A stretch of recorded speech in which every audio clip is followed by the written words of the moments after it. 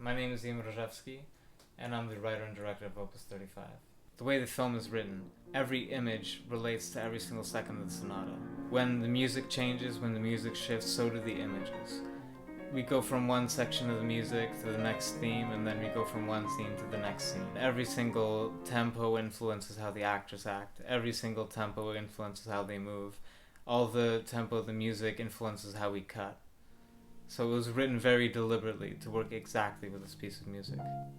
The movie begins with a performance of the second sonata by a concert pianist in his private home. It enters into the pasts and into the futures of the characters sitting there. The music is the present moment, and then everything else is framed by it. But really it's about the past, it's about memories and nostalgia, and it's about the future. It's about their grief, their loss, and their worries. It surrounds these characters, but by surrounding these characters, it explains their lives on a deeper level than just the images ever could. Our four main characters are all musicians, and they're all at a crossroads in their lives. Things are gonna have to change, one way or another. They can't continue the way they are. Michael is at a point in his life where he needs to choose between the two things he loves most, which is his career as a musician and his family, and starting a family. She has lost her direction in life. She is still pursuing her professional career as a musician, but she isn't as dedicated to it as she used to be. Nadia, who was once supportive and as passionate about music as himself, has now turned her back on it, and that's how he feels. It's like she's betrayed music, and in betraying music, she's betrayed him. She's no longer pursuing her career in music, taking on almost a motherly role, and she's given up her passion. I think he also is a little bit unaware of maybe some of the impacts it actually has on her, and being so focused on his work. Nadia's depression, it has created a wall between her and her partner, her and her career, her and her friends. 50 years ago, he would have been able to have a job in the orchestra and a career and a family at the same time. But now, there's less jobs, less people wanting to go to the orchestra, and there's a more talented pool of musicians to choose from.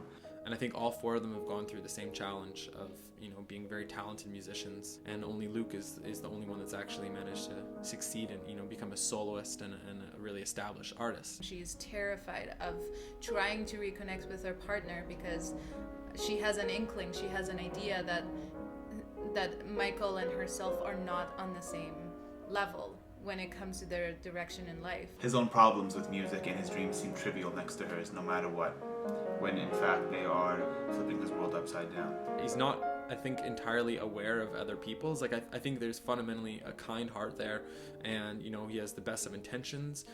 He's not aware of how rare and how special it is to make it as far as he is.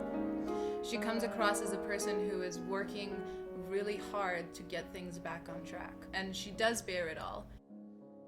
There's something so alive about classical music.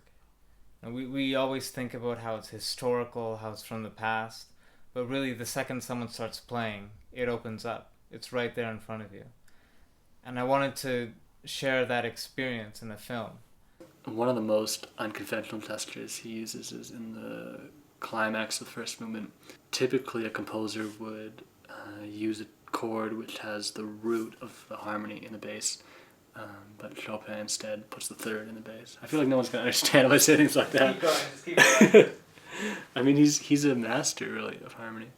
He's always pushing the limits, searching for harmonic progressions which bring more tension or more color. He's constantly breaking the rules of the sonata. He's using the theme, the first theme, and then he transforms it through the development. And then he reaches this climax where he lands on a B-flat minor chord, and you'd expect tonic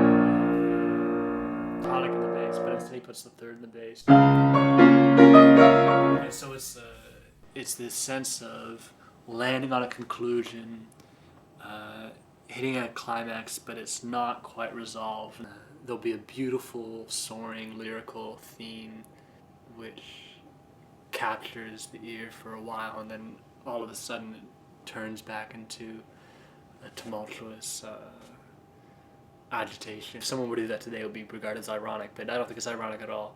in Chopin's music, there's almost a sincere expression of contrast which is being conveyed. Music, I don't know, I can't even think about music. I was one of the kids in The Sound of Music when I was littleish, and that was my first like big stage experience where I sort of fell in love with acting, and it was later that year that I decided it was what I wanted to pursue as my career. I've always felt that music and dance are some of the most intimate things you can share with someone. I've always felt like a bit of a vulnerability when it comes to singing, being shy to actually sing in front of people, because I really felt like it's an intimate part of myself, and you're showing a little bit almost of your soul when you're sharing these songs. It's I still practice. I sing for myself, sing for my friends. Back home when I first started singing, we had all these VHS tapes of the pop stars of the time, and I was very adamant about singing along to them even though I didn't speak English. And that's how I learned how to sing. It's really music that taught me art making. Music taught me patience. Music taught me how to learn.